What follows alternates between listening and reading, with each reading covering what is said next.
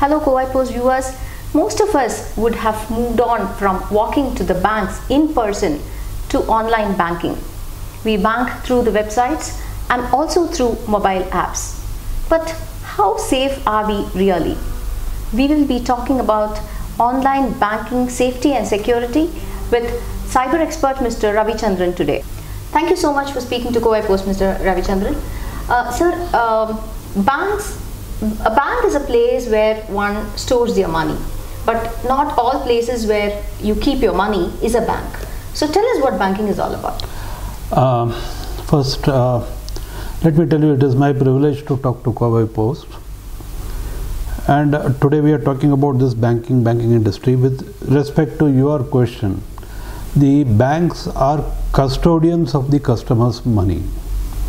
They are not only custodians, they are also debtors, in the sense that when I deposit money in a bank, the bank uses that money to generate some income for itself, and it passes on a part of that income to the depositor in the form of interest.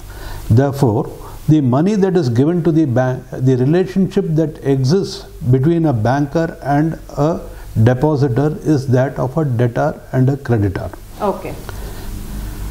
Having said this, the bank charges us for the services it renders, like for safekeeping of the money, for utilization of the money, that for allowing us to draw that money at our convenience and our convenient places. So for this they give certain services for which they charge us, and that charge is being paid by us. That charge is a difference in interest that is retained by the bank. Okay. So that is how it works. Okay, so you said that the relationship between a customer and a bank is that of a creditor and a debtor. So whom does that money really, who takes the ownership of that money? Whom does it belong to?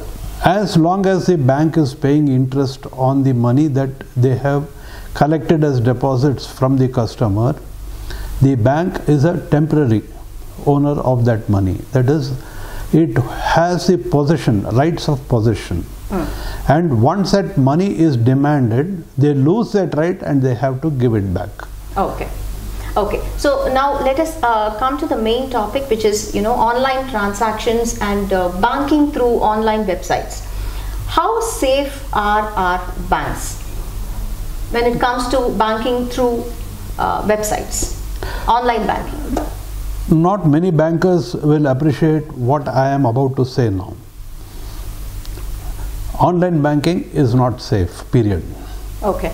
You cannot make it safe, because for the simple reason that this country, India, does not own any server.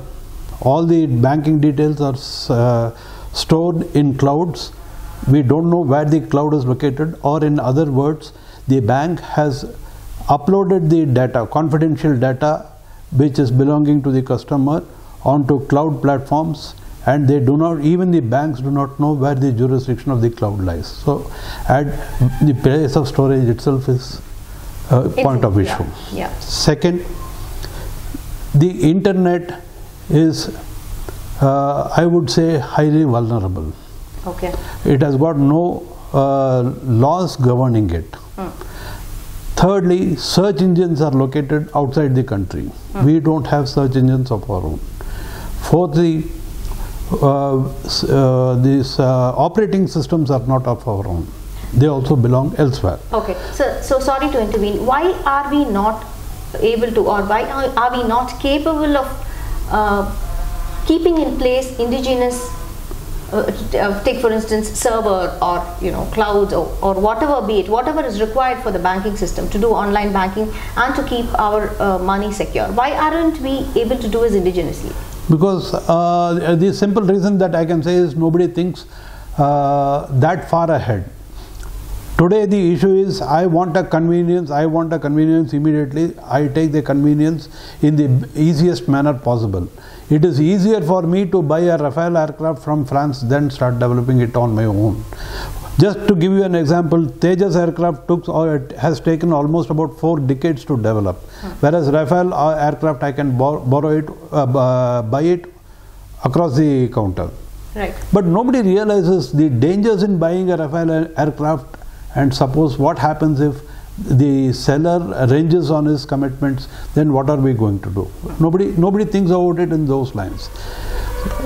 Technology for the sake of technology is always going to be a problem unless we think over it properly. Right. So sir, tell me, how safe is to bank on the internet, and on what frequency are bank websites getting hacked? Are they taking any recourse for it? Banks are not safe. Internet is not a safe place for banking as far as I am concerned. But yes, in today's world where technology has dominated everything, where every information, critical information is on the net, there is no other recourse than to do internet banking, because that is the way things are. What is the frequency with which banks are being hacked? I would say banks are being hacked almost on a daily basis. Right. Some attempt is being made on some bank somewhere in the world, and people are able to get through in the banking system. Even SWIFT codes are not safe. They are also vulnerable. In fact, there have been several instances where banks have been hacked and bank funds to tunes of $300 million, $800 million have been transferred from one point to another point. This is a fact that has to be recognized and appreciated. Okay, so what percentage of money lost online can really be recovered, sir? And are law enforcers really equipped to do it? There are two things now. Number one is, how can the money be recovered? But before that, I would like to tell you that if there are certain basic precautions if banks take, then most of the crimes will not be possible. But banks do not do that. How far the money can be recovered? What should they do, sir? See, for example, when I write out a check and present it to the bank checks the check leaf, they see the account number, they see the signature, they see the date, they see the amount, and they also see whether the check leaf has been given by the bank. That is the genuinity of the check leaf. Now when I do net banking, my device is the check leaf. Yes. Because it is on the device that I write my transaction details. Now if the bank is able to link this device ID number to their system, which is possible in their financial software, in fact some banks do take it, if they make it mandatory that the person who is doing an online transaction does it through a device whose ID number has been supplied to the bank, then in my view most of these crimes would not be possible. Okay. Like OTP being taken over by over phone, accidentally given, deliberately given. These issues can be resolved, because unless the device ID number is matched, the transaction will not take place at all. Okay. Then the question arises, what happens if I have to use multiple devices? Simple, you give the multiple devices number. ID to the bank. And each time you want to change a device or change a device number, you have to go personally to the bank and update it. Yes. This way, most of the banking transactions will be safe.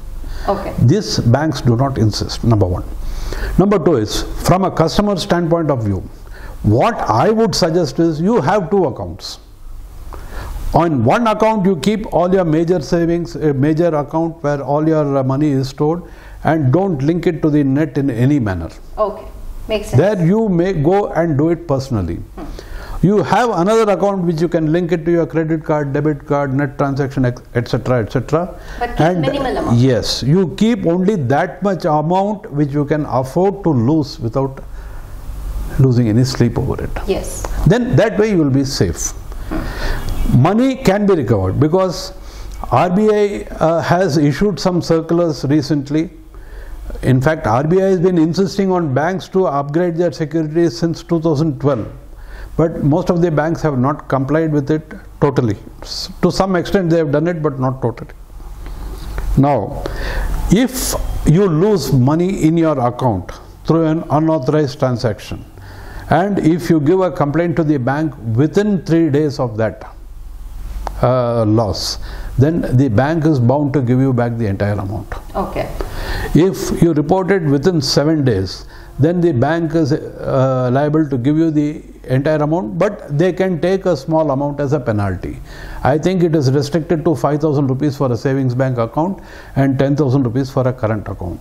Beyond 7 days, it is left to the discretion of the bank, which is fair enough. Which is fair enough.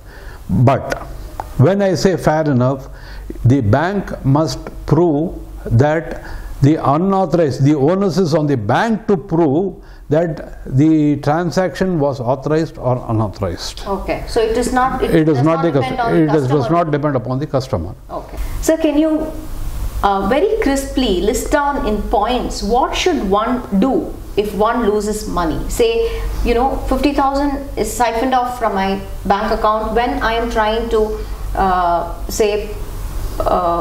use my mobile app on my smartphone and transfer money to somebody. So what should I do? What immediately should I do? Now, if you happen to lose money, the first thing is, in fact, before you lose the money, you please ensure that you get SMS alerts to your phone for every transaction that you do over the net or on the ATM counter. In case the bank does not have the facility of giving you such an SMS message, then the liability is on the bank. Okay. Number one. Number two, in case you get an SMS alert, then within 3 days you have to inform the bank that this unauthorized transaction has taken place. Number one. Okay. Give that complaint in writing to the bank, and a copy of that complaint is to be forwarded to the local police. They will give you an acknowledgement slip, or which is also called a CS number. CSR. And that CSR copy, you have to attach it with your complaint to the bank and then submit it. Then it is for the banks to refund that money. Okay. This is the procedure that is being currently followed, and I have a different opinion on that. As a custodian and as a debtor, I do not have a locus standi in complaining to the police about the loss of money in the bank. As far as I am concerned, my account has been misused by the bank for transfer of some money. Now, whether it is done knowingly, whether it is done unknowingly, it is for the bank to decide. But technically speaking, I do not have a locus standi on the money which is actually in temporary possession of the bank and on which I cannot claim ownership. It is for the bank to lodge a complaint.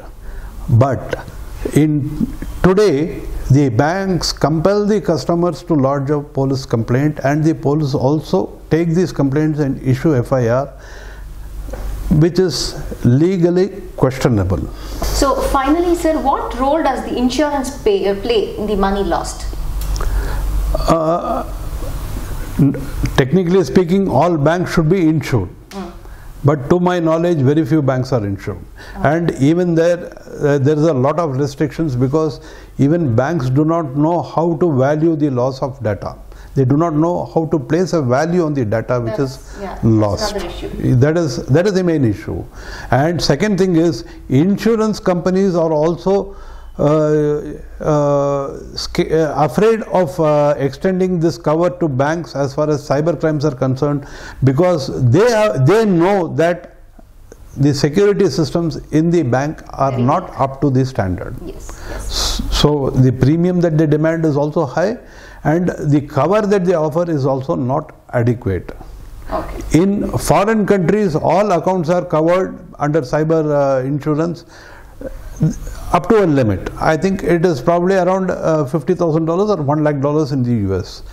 Other than that, I am not aware of any other insurance cover for cyber. Okay.